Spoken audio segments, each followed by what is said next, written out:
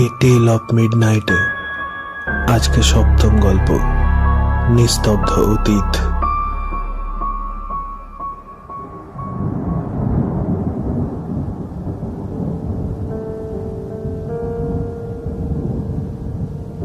বর্ষাকাল, সকাল থেকে টিপটিপ করে বৃষ্টি পড়ে চলেছিল একটানা। বিকেল 5টা নাগাদ ঝমঝম করে মুষলধারে বৃষ্টি পড়তে শুরু করলো। আকাশের গায়ে লেগে থাকা ঘন কালো মেঘগুলো যেন উজাড় করে দিতে লাগলো নিজেদের। কোথা থেকে একটা দুর্দান্ত হাওয়া বয়ে যেতে লাগলো মাঝে মাঝে।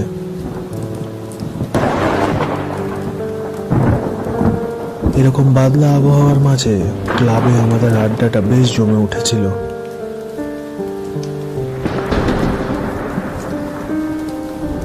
বৃষ্টির মধ্যেই কে যেন রেনকোট গায়ে দিয়ে মোড় থেকে নিয়ে এসেছিল গরম চা, ঝাল চানাচুর দিয়ে মাখানো মুড়ি আর গরম আলুর চপ।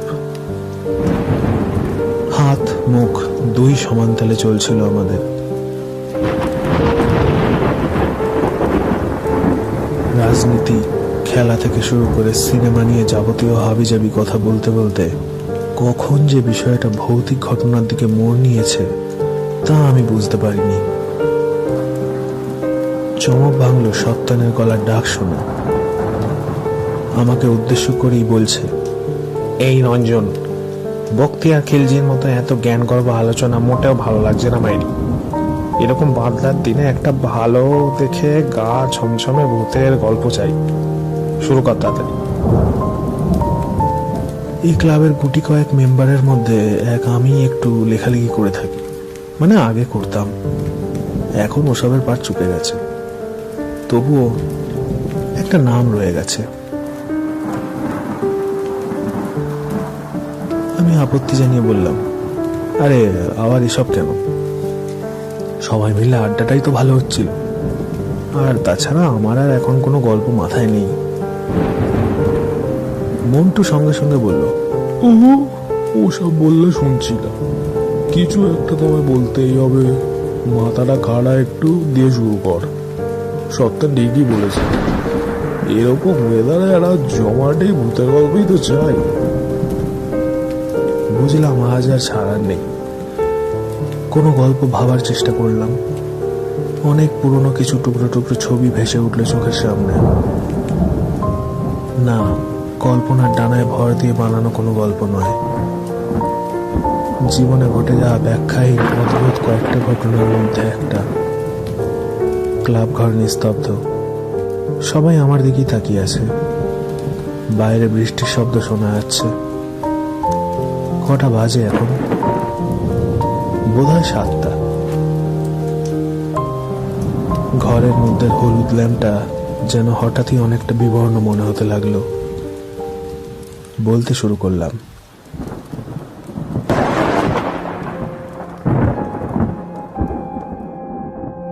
বহুদিন আগের কথা।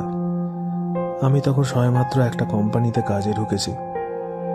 পুরোপুরি ধাতস্থ হওয়ার আগেই অর্ডার এলো অনেকটা দূরের একটা মফস্বল এলাকায় একটা জমি দেখে আসতে হবে। ওই জায়গায় জমি কিনে কোম্পানির কি লাভ হবে সেটা বুঝতে পারলাম না, কিন্তু যাই হোক, অত ভাবলে চলে না। সেই মতো একদিন বাক্স প্যাটরা গুছিয়ে ট্রেনে চেপে বসলাম।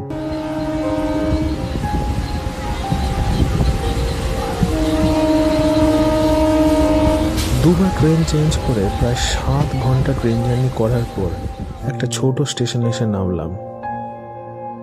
স্টেশনের নাম শানপুর। মানুষজন খুব কম এখানে। এদিক ওদিক তাকিয়ে শ্যাওলা সবুজ গাছপালার সমারোহ আর অনেক দূরে পাহাড়ের সারি নজরে এলো। স্টেশনের বাইরে নেমে কয়েকটা ছোট গ্রাম্য দোকান আর কয়েকটা সাইকেল রিক্সা ছাড়া আর কিছু চোখে পড়ল না। অফিস থেকে বলে দিয়েছিল যে এখানে একটা ছোট ডাক বাংলোর মতো আছে, আমার থাকার ব্যবস্থা ওখানেই হয়েছে। বাংলোর কেয়ারটেকারের আমাকে নিতে আসার কথা। এদিক ওদিক তাকাচ্ছি, এমন সময় একটা লোক আমার সামনে এসে দাঁড়ালো। লোকটার পরনে সাধারণ প্যান্ট শার্ট, হাতে একটা কালো রঙের ছাতা। বললে, নমস্কার স্যার, আমি রতন। একটা রিক্সা ডেকে তাতে দুজনে চড়ে বসলাম। রাস্তার দুধারে জঙ্গলের মতো গাছপালা গজিয়ে রয়েছে। কেমন যেন একটা অন্ধকার ছায়া ঘেরা স্যাঁতস্যাঁতে ভাব। প্রায় 20 মিনিট চলার পর যে বাড়িটার সামনে এসে দাঁড়ালাম তার জীর্ণপ্রায় অবস্থা দেখে হতাশ হলাম।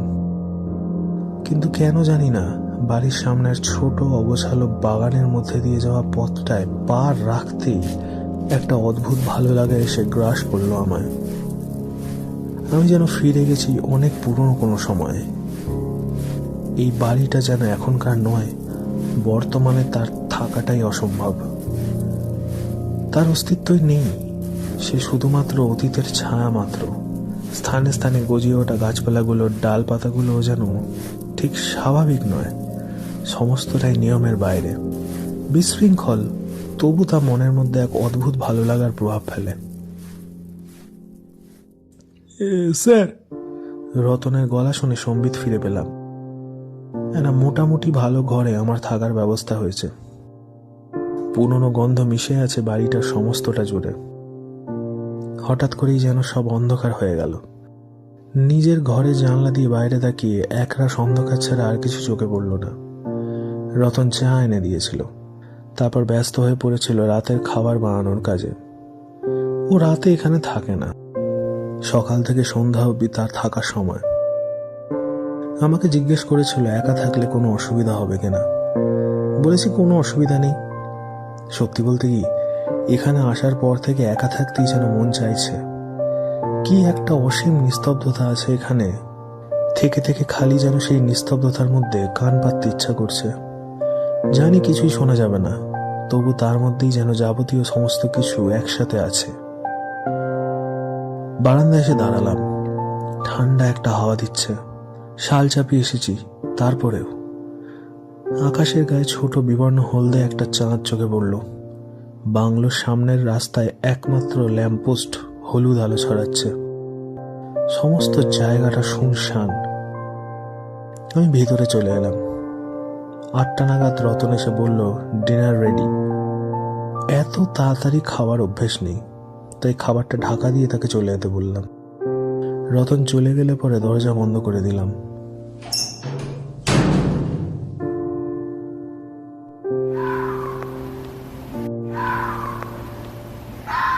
অনেক দূর থেকে শিয়ালের ডাক কানে ভেসে এলো। নিজের ঘরে এসে একটা ম্যাগাজিন টেনে পড়বার চেষ্টা করলাম, কিন্তু টের পেলাম মন বসাতে পারছি না। ম্যাগাজিনের পাতার কালো অক্ষরগুলো যেন বারবার জড়িয়ে যাচ্ছে। বোধহয় এতটা জার্নির ফল। আর দেরি না করে রাতের খাবারটা খেয়ে নিলাম। সামান্য আয়োজন, তবে খিদের মুখে বেশ লাগলো। খেয়ে দিয়ে এসে শোবার আয়োজন করলাম। ঘড়িতে দেখলাম রাত 9:30। বিছানায় চিত হয়ে শুয়ে পড়লাম। আমার বিছানা থেকে একটু দূরেই একটা জানলা, সেটা বন্ধ করে রেখেছি। নানা রকমের কথা ভেসে আসছে মনের মধ্যে, কিন্তু সবটাই এলোমেলো। কেমন যেন একটা অস্বস্তি হচ্ছে। এভাবেই কখন যেন ঘুমিয়ে পড়েছিলাম। কতক্ষণ ঘুমিয়েছিলাম খেয়াল নেই। হঠাৎ করে ঘুমটা ভেঙে গেল। ঘরের ভেতর কিসের যেন একটা চাপা শব্দ হচ্ছে, যেন কেউ দীর্ঘশ্বাস ফেলছে। সেই নিস্তব্ধ রাতে স্পষ্ট শুনতে পেয়েছিলাম সেই শব্দ। আর সেই শব্দের মধ্যে এমন কিছু ছিল যা আমার শরীরকে কাঁপিয়ে দিয়েছিল ভয়ে। ধর্মর করে উঠে বসেছিলাম। বালিশের পাশে টর্চ ছিল, হাতে নিয়ে জ্বালালাম। এক ঝলক তীব্র আলো গিয়ে পড়ল সামনের জানলার উপর। জানলাটা খোলা। হঠাৎ পাশের ঘর থেকে শব্দ ভেসে এলো, যেন কেউ ইচ্ছে করে কোনো ভারী ধাতব পদার্থ দিয়ে কাঁচে বাড়ি মেরে মেরে ভেঙে দিচ্ছে। চূর্ণ বিচূর্ণ কাঁচের টুকরো ছড়িয়ে পড়ছে মেঝেতে। তারপরেই সেই কাঁচের ওপর দিয়ে কারোর পায়ের হেঁটে যাওয়ার শব্দ পেলাম। একটা মৃদু গোঙানিও যেন শুনতে পেলাম। আর চুপ করে থাকতে পারলাম না। প্রচন্ড ভয় পেলে মানুষের মধ্যে একরকম মরিয়া ভাব চলে আসে। হয়তো আমারও তাই হয়েছিল। টর্চ হাতে বিছানা থেকে নেমে আলোর সুইচে হাত দিলাম, আলো জ্বলল না। ঘরের দরজা ঠেলে বেরিয়ে সাবধানে এগোলাম। পাশের ঘর থেকে আসা শব্দ যেন ক্ষীণ হয়ে এসেছে অনেকটা। দরজায় ঠেলা দিতে ক্যাচ শব্দ করে খুলে গেল সেটা।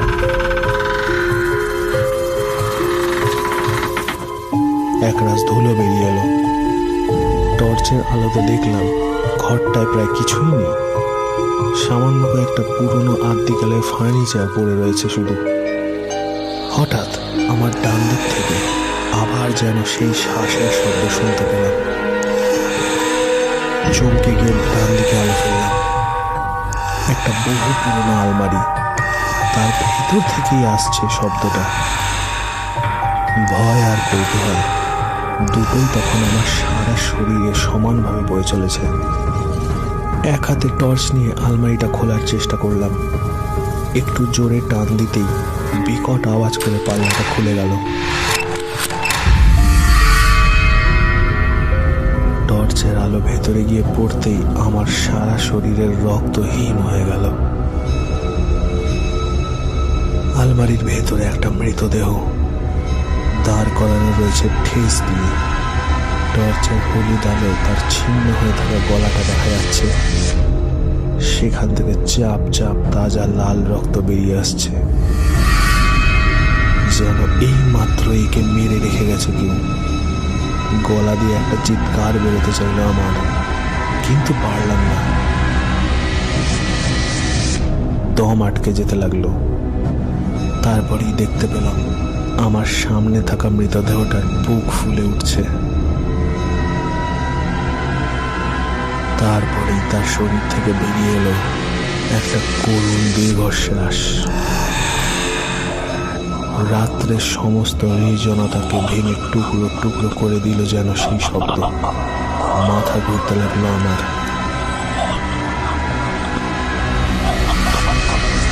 কোনো রকমে বন্ধ করে দিলাম আলমারির পাল্লা দুটো।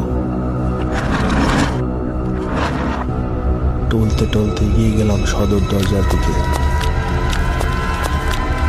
শরীরের ভার তখন যেন আর বইতে পারছি না আমি। প্রচন্ড জল তেষ্টা পাচ্ছে আমার। কোনো রকমে দরজা খুলে লনে নামলাম। যেভাবেই হোক কোনো মানুষের দেখা পেতে হবে আমাকে। স্টেশনের দিকে যাওয়া ছাড়া আর কিছু মাথায় এলো না আমার। দুপাশের অগোছালো গাছপালার মধ্যে কেমন যেন একটা সামঞ্জস্য টের পাচ্ছি এখন। তারা যেন তাকিয়ে আছে আমার দিকে, যেন দূর অতীতের অনেকগুলো দৃষ্টি আমার বর্তমান শরীরকে ছিনিয়ে নিতে চাইছে। বাংলোর গেট খুলে রাস্তায় নামলাম। সামনেই ল্যাম্পপোস্টটা। সেদিকে তাকাতেই কে যেন দাঁড়িয়ে আছে বলে মনে হলো। মনের মধ্যে প্রচন্ড আশা নিয়ে এগিয়ে গেলাম তার দিকে। আমার দিকে পিছন ফিরে দাঁড়িয়ে থাকা লোকটার গায়ে হাত দিতেই একটা ফেলে দেওয়া পুতুলের মতো পড়ে গেল সে। প্রচন্ড ভয়ে আঁতকে উঠলাম। পোস্টের মৃদু আলো তখন খেলে বেড়াচ্ছে লোকটার সারা শরীরে। সেই শরীরে হাত, পা, বুক সবই আছে, নেই শুধু তার গলা আর মাথাটা। গলার জায়গা দিয়ে এখনো বেরিয়ে আসছে উজ্জ্বল লাল রঙের একটা তরল। কি নিষ্ঠুর একটা শীত আমায় চেপে ধরেছিল তখন। আমার সারা শরীর যেন স্তব্ধ হয়ে গেছিল আচমকাই। ঠান্ডা নিঃশ্বাসের শব্দ আমার চারপাশে তখন।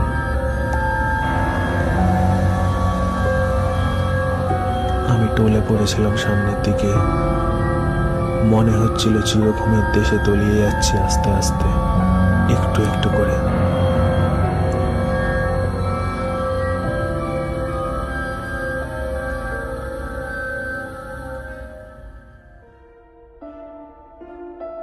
পরদিন সকালে রতনের ডাকে ঘুম ভেঙেছিল আমার। ভোরবেলা সে আমার জন্য আসছিল। বাংলোর বাইরে পোস্টের তলায় পড়ে থাকতে দেখে সে আমাকে। কোনো রকমে আমায় বাংলোর ভেতরে নিয়ে গিয়ে বিছানায় শুইয়ে দেয়। অতি কষ্টে বিছানায় উঠে বসার চেষ্টা করেছিলাম, পারিনি। অসহ্য মাথা যন্ত্রণা হচ্ছিল। সারাদিন ধরে শুয়েছিলাম, থেকে থেকে কালকের কথা মনে পড়েছিল। দুপুরের দিকে একটু সুস্থ বোধ করেছিলাম। বাংলোয় থাকার আর সাহস হয়নি। বিকেলে ট্রেন ধরেছিলাম ফেরত আসার জন্য।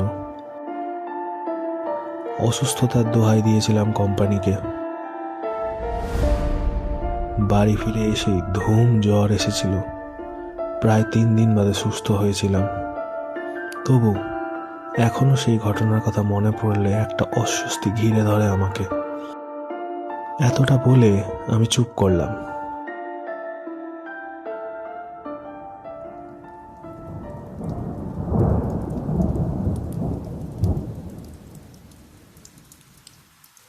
সারা ক্লাব ঘর এখন নিস্তব্ধ।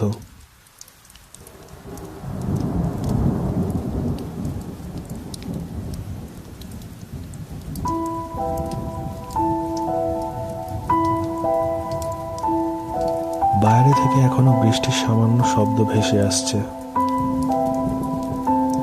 ঘরের আলোটা যেন আরো নিভু নিভু হয়ে গেছে। রাত বোধহয় ভালোই হয়েছে। এই বর্ষা ভেজা রাতে আমার আরো কিছুক্ষণ বসে থাকতে ইচ্ছা হলো এই প্রায় অন্ধকার একটা ঘরের মাঝে। অপেক্ষা করতে লাগলাম কখন নিস্তব্ধতা ভেঙে কেউ একজন বলবে কিছু। ততক্ষণ অবধি আমি অনুভব করব অতীতের গন্ধ মাখানো কিন্তু ভীষণ বর্তমান আজকের এই সময়টাকে।